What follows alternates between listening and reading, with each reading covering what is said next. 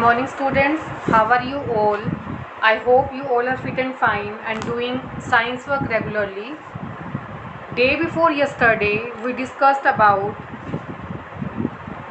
friction, unnecessary or evil. For example, sometimes friction is necessary for us for working on the ground or day-to-day activities like writing on the board. Friction is necessary. Sometimes friction is evil because a lot of energy is wasted to overcome friction. Friction is responsible for a lot of wear and tear in machinery parts. So a lot of energy is wasted to overcome friction. Then we discussed about methods of increasing frictions. There are some methods by which we can increase friction. For example, sole of shoes have grooved so that to increase the friction and avoid skipping, or you can say slipping on the floor. Sportsmen like kabaddi player rub their hands with soil to make a better grip. These are the methods to increase friction. Then we discussed about method to reduce friction. Some methods like polishing, lubrications and rolling, ball bearing, these are methods to reduce friction.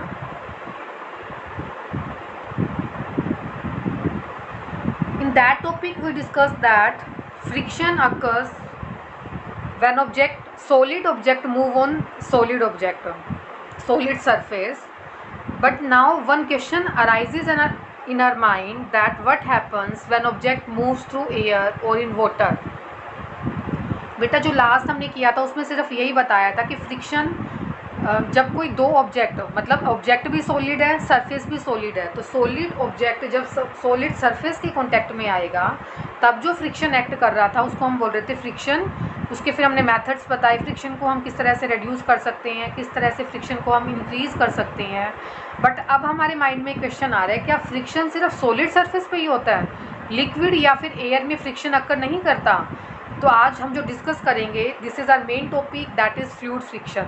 Fluid friction means when object moves in air as well as in water.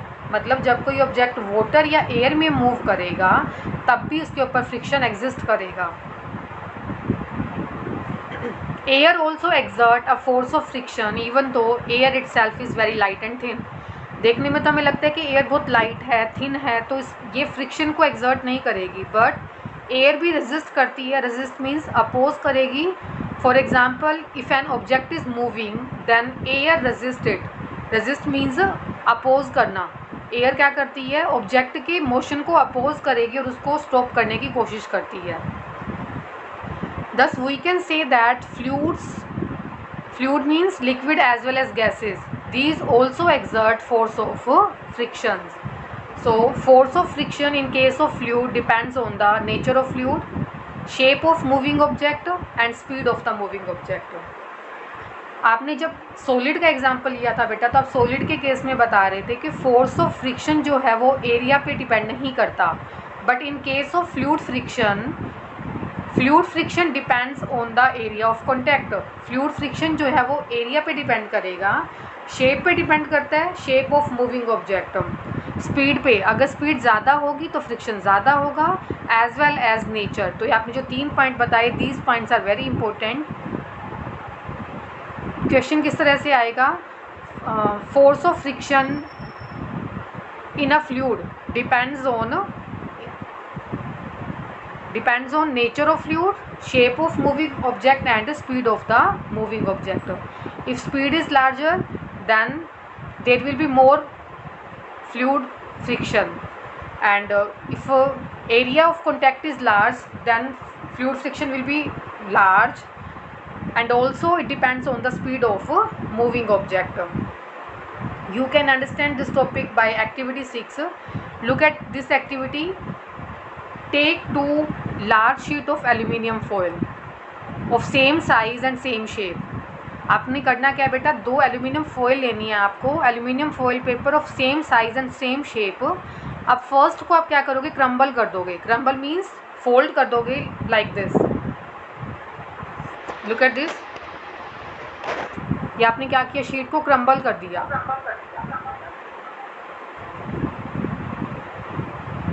This is a crumble sheet. और second sheet of paper जो आप aluminium लेकर के चल रहे हो, उसको आपने सिंपल रखा। As you can see that area of contact, it's area is small. Area small होगा तो फास्टर मूव करेगा, दैट मीन्स इसके ऊपर एयर रेजिस्टेंस जो अपोजिट फोर्स लग रहा है वो लेस होगा। But as you can see in this case area is large, so air resistance will be more, so this paper will fall very slowly।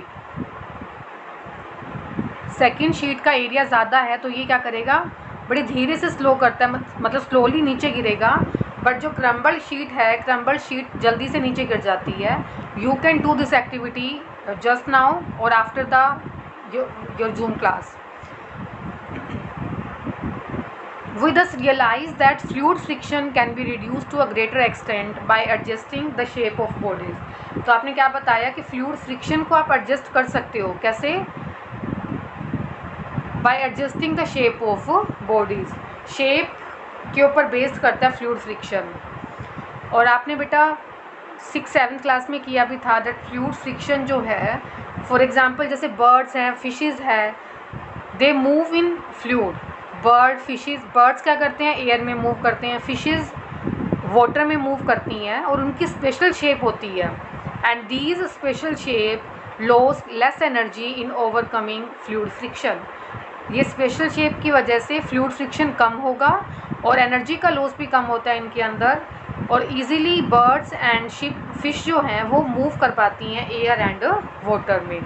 इसी तरह से जो एरोप्लेन की शेप है या बोट की शेप है, आपने कभी ऑब्जर्व किया हो, shape of aeroplane and boat is same like as shape of birds and fishes. Aeroplane की और बोट की शेप को बर्ड्स और फिशेस की शेप की तरह बनाया जाता है। किस लिए, रीज़न क्या है, so that to overcome fluid friction. Fluid friction को ओवरकम करने के लिए, and there should be less loss of energy, energy का लॉस कम हो। We also observe that when object moves through fluids with higher speed, a larger force opposes their motion. They can lose a considerable part of their useful energy to overcome this fluid friction. That means अगर object की speed ज़्यादा है तो friction speed पे भी depend कर रहा है। If speed is higher then friction will occur in large amount. अगर स्पीड ज़्यादा है ऑब्जेक्ट की तो फ्रिक्शन भी ज़्यादा होगा। तो नेचर ने साइंटिस्ट को आइडियाज़ दिया, क्या आइडिया दिया, दैट साइंटिस्ट जो हैं वो बर्ड्स की और फिशेस की शेप को देख करके उन्होंने एरोप्लेन्स और बोट की शेप को बनाया ताकि फ्रिक्शन कम लगे और ऑब्जेक्ट इजीली फ्लूइड में मूव कर सके। Fluid means in air as well as in water. तो साइंटिस्ट को जो ये डिज़ाइंस करने के लिए ऑब्जेक्ट को जो डिज़ाइन करते हैं वो आइडियाज़ कहाँ से मिलते हैं, नेचर से। मतलब गॉड भी हमें कुछ आइडियाज़ देते हैं ह्यूमन बीइंग को। Sports vehicles are often so design made more pointed towards front that air flows smoothly over their surface in such a way that air particles passes a particular point with the same speed and in the same direction. Such a flow is called streamline flow. अब question आता है what is a streamline flow and why streamline shape is given to bodies. Streamline का मतलब क्या है, a streamline flow of air over the surface of vehicle reduce friction and help it to acquire faster speed. Streamline shape क्यों दी जाती है object को, streamline shape क्या करती है, it overcome the friction. That means you can say जो streamline shape देते हैं, जैसे look at this picture, look here, ये शेप आपको कैसे दिखाई दे रही है, स्ट्रीमलाइन, मतलब आगे से आपको ये नैरो इस तरह से दिखाई दे रही है ना, तो ये स्ट्रीमलाइन शेप होगी। स्ट्रीमलाइन मीन्स स्ट्रीमलाइन शेप से क्या होगा, फ्रिक्शन रिड्यूस होगा। फ्रिक्शन रिड्यूस होने के साथ साथ ऑब्जेक्ट फास्टर स्पीड से मूव करेगा and there will be less loss of energy. जब फ्रिक्शन ही कम होगा तो एनर्जी का लॉस कम होगा। तो ये स्ट्रीमलाइन बॉडीज़ जब स्ट्रीमलाइन फ्लो करेंगी स्ट्रीमलाइन फ्लो का मतलब स्टार्टिंग मतलब आगे से हम इसको नैरो शेप देते हैं, नैरो शेप जैसे बर्ड्स की होती हैं, फिशेस की होती हैं. These streamlined shape help to reduce friction and help to acquire a faster speed. Now come to, do you know? Look around you and you will find that vehicles moving on the road comes in variety of shapes and designs. As you can see, there are lot of cars and vehicles move on the road, and special type of shape given to these vehicles by engineers and designers. इनको special shape दी जाती है, और जब designer इनको design कर रहे होते हैं तो उनके माइंड में एक ही बात होती है, that to reduce air friction. जब भी डिज़ाइनर डिज़ाइन करते हैं तो वो माइंड में क्या बात ध्यान रखते हैं, डिज़ाइनर्स यही चीज़ ध्यान रखते हैं, टू रिड्यूस